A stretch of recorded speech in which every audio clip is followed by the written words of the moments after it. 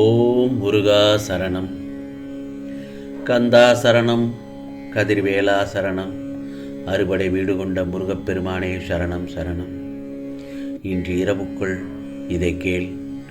நாளையே வெறும் மகிழ்ச்சி ஒன்று உனக்காக காத்திருக்கிறது என் செல்லமே. பயம் கொள்ளாதே.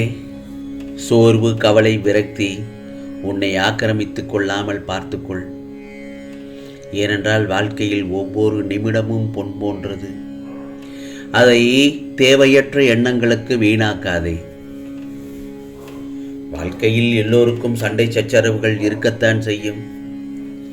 அவற்றை எல்லாம் பொருட்படுத்தவே கூடாது. நான் ஒன்று சொல்லட்டுமா? சில விஷயங்களை அப்படியே விட்டுவிடுவது நல்லது. ஏனென்றால் உன்னை சுற்றியுள்ள சிலர் பிரச்சனை பற்றி அறிந்தும் அறியாதவர்கள் போல் உன்னிடம் நடித்து கொண்டு இருக்கிறார்கள். அதை நீயோ புரிந்து கொள்ளாமல் பிரச்சனைக்கான தீர்வை தேடி தேடி அலைந்து திரிந்து கொண்டிருக்கிறாய். தினமும் உன்னை ஏதாவது ஒரு ரூபத்தில் வழிநடத்த நான் முயற்சி செய்து கொண்டுதான் வருகிறேன். ஆனால் நீ அதையெல்லாம் விட்டுவிட்டு பிறகு மீண்டும் என்னிடமே வந்து, முருகா, என்னுடைய துயரங்களை போக்க வழி கேட்கிறாய். முதலில் துயரங்களை நினைத்து கவலைப்படாமல் இரு. அப்போதுதான் உன்னை சுற்றி என்ன நடக்கிறது என்றால் உன்னால் உணர முடியும். உன்னை சொல்லி குற்றமில்லை, இவையெல்லாம் காலத்தின் கட்டாயம். நீ இந்த நிலைமையை அனுபவித்தே ஆக வேண்டும். உன்னை பாதுகாக்கவே போராடி கொண்டிருக்கிறேன். இப்பொழுது நீ அனுபவிக்கும் உன் கர்ம வினைகளின் பெரும்பகுதியை உனக்காக நான் அனுபவிக்கிறேன். நீ இப்போது அனுபவித்துக் கொண்டிருப்பது அதனில் ஒரு சிறு பகுதிதான். ஆகவே வாழ்க்கையில் நீ சந்திக்கும் தோல்விகளை வைத்து நீ வாழ்க்கையே முடிந்து விட்டதாகவும் தோல்வி அடைந்து விட்டதாகவும் முடிவு செய்ய வேண்டாம். ஏனென்றால் உன் கஷ்டங்கள் எல்லாம் உன்னை தாழ்த்த என்று நீ நினைத்து கொள்கிறாய். ஆனால் உண்மையிலேயே அது உன்னை தாழ்த்துவதற்கல்ல, அடுத்த கட்டத்திற்கு உன்னை கொண்டு செல்வதற்காகத்தான். உனக்கான விஷயம் தாமதமாக நடக்கிறது என்றால் அது உனக்கான நிறைவான விஷயமாகத்தான் இருக்கப் போகிறது என்ற அர்த்தம். இந்த முருகப்பெருமான் உன்னை சோதிப்பேனே தவிர கைவிட மாட்டேன். இன்று இதை நன்றாக உணர்ந்திருப்பாய். ஏனென்றால் உன்னை சுற்றி உன் மனதை துரத்தி பேசுபவர்களை பற்றி நினைக்காதே. அவர்களுடன் வாதமும் செய்யாதே. அமைதியாக கடந்து செல். வாக்குவாதம் செய்து உன் நிலைமையை புரிய வைப்பதை விட அமைதியாக சென்று உன் செயலால் அவர்களுக்கு அதை உணர்த்து. அதே நேரத்தில் உன்னுடைய வார்த்தைகளில் ஒவ்வொரு சொல்லுக்கும் கவனம் தேவை. அதை உன்னுடைய ஒவ்வொரு செயலிலும் யோசித்து செயல்படு. உனக்கான அழகிய வாழ்க்கை காத்து கொண்டிருக்கிறது. அந்த வாழ்க்கை எல்லா ரணங்களுக்கும் மருந்தாய் அமையப் போகிறது. இன்னும் பல மாற்றங்கள் இருக்கிறது அரங்கேற உனக்காக. அந்த அழகிய நாட்களை எதிர்நோக்கி காத்து கொண்டிரு. உன் வாழ்க்கையில் நீ சிந்திய அத்தனை கண்ணீருக்கும் நான் அருமருந்தாக இருப்பேன். சில நேரங்களில் நீயே உன்னை கடுமையாக வருத்தி கொள்கிறாயே. நீ இப்படி உன் உடலை வருத்தி கொண்டு முருகா என்று என்னை வழிபட வேண்டாம். நான் உனக்கு துணையாக உன்னுள்ளேயே தானே இருக்கிறேன். அப்படி இருக்கும் பட்சத்தில் நீ படும் துயரங்களை நான் அறிய மாட்டேனா என்ன? நான் உன் வேண்டுதலை என்றும் அலட்சியப்படுத்தியது இல்லை.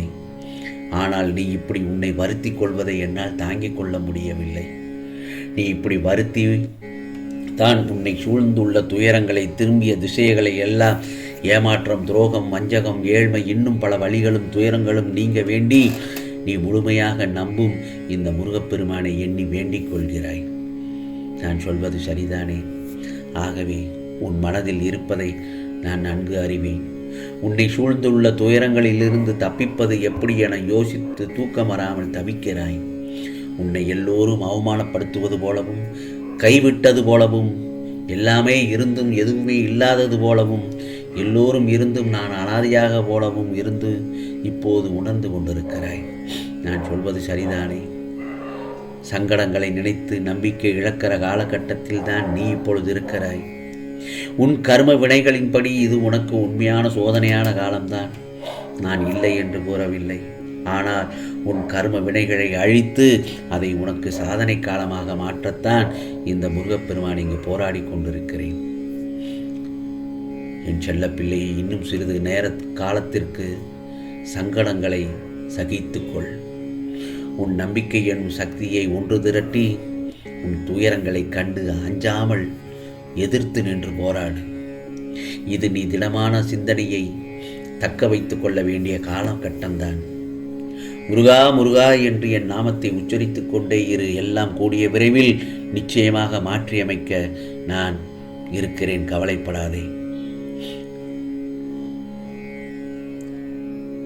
துயரங்கள் உன்னை துரத்துவது நீ ஓடும் வரைதான்.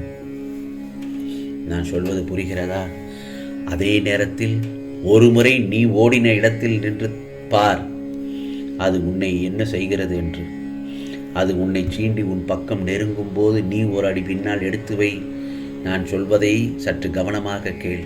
பின்னே அடி எடுத்து வைக்கும் உன் மனதில் நம்பிக்கை, பொறுமை மற்றும் போராடும் தைரியமும் வேண்டும் என்று முனைப்போடு முன்னே செல். உன் இடத்தை பலமாக ஒரு அடி பின்னே வைத்து உன் புத்தியையும் மனதையும் நேர்முகப்படுத்தி அதன் முன்னே விழித்து காட்டு. பின்பு உன்னை வருத்தி துரத்த நினைக்கும் எதுவாகினும் நிச்சயம் தூள் தூளாய் நொறுங்கி போகும். அழுகை என ஒன்றுக்கு பின்னால் தான் மன நிம்மதி உருவம் நம் மனதிற்கு உணர்ந்து தெரிய முடிகிறது. ஆனால் சந்தோஷத்திற்கு பின்னால் திருப்தி என்ற உணர்வு தோன்றுவது மிக கடினம். அதனால்தான் தோல்வியிலும் துன்பத்திலும் வெற்றி சந்தோஷத்தை விட மிக பெரியது என்று கூறுகிறேன். அந்த மாதிரியான பக்குவம் வந்துவிட்டால் நீ வாழ்வில் ஜெயித்து கொண்டேதான் இருப்பாய். அதனால் நீ எதற்கும் பயப்படாதே, கலங்காதே. உன்னில் நிச்சயமாக வெற்றி என்ற தீபத்தை இந்த முருகப்பெருமான் ஏற்றி குடிவேன். ஆம் செல்லமே, மனமும் எண்ணமும் வேறுபட்டிருக்கையில் பணம் மட்டும் எப்படி நல்ல தீர்வை சொல்ல முடியும் சொல். உணர்வுகளை பகிர்ந்து கொள்ள வேண்டும். அதன் பின்பு வாழ்க்கையில் புத்துணர்வு பிறக்கும். நான் உன்னை எனது கட்டுப்பாட்டில் வைத்திருக்கின்றேன். இன்னும் சில மாற்றங்களை உன்னிடத்தில் ஏற்படுத்தப் போகிறேன். அது உன்னை மாற்றப் போகிறது. உன்னை வழி நடத்தி நல்ல புத்திமதிகளை சொல்லி உன்னை இந்த முருகப்பெருமான் உயர்த்தப் போகிறேன். உனது விழி என்னிடம் உள்ளது என்பதை மறந்துவிடாதே. அனைத்தையும் கையாளும் போது கவனமாக கையாள வேண்டும். உன்னிடமிருந்து எனக்கு என்ன தேவை தெரியுமா? நான் யார் என்று தெரியாமல் இருந்தபோது நீ எப்படி இருந்தாயோ, என்ன செய்தாயோ, அதை கடந்து வந்த நான் யார் என்பதை எப்போது உணர்ந்து கொண்டாயோ அந்த கணமே உனது கர்ம பலன்கள் பாரங்கள் முழுவதையும் இந்த முருகப்பெருமான் வாங்கி கொண்டேன். உனது அகங்காரத்தை விட்டுவிடு, கைவிடு. தான் என்ற அகந்தையை விட்டுவிடு. ஆணவத்தை விட்டொளி. பகைமையை கைவிடு. தீய வழக்கங்களிலிருந்து வெளியே வா. கோபத்தை கைவிடு. நிதானத்தை கடைபிடி. உனது ஐம்புலங்களையும் அடக்கி வாழ கற்றுக்கொள். ஆம் செல்லமே, நிச்சயமாக பிறகு உனக்கான வெற்றியும் சந்தோஷமும் நிச்சயமாக உன்னிடத்தில் கிடைக்கும். இது முருகப்பெருமானின் அருள் வாக்கு. ஓம் சரவண பவ. ஓம் சரவண பவ. ஓம் சரவண பவ.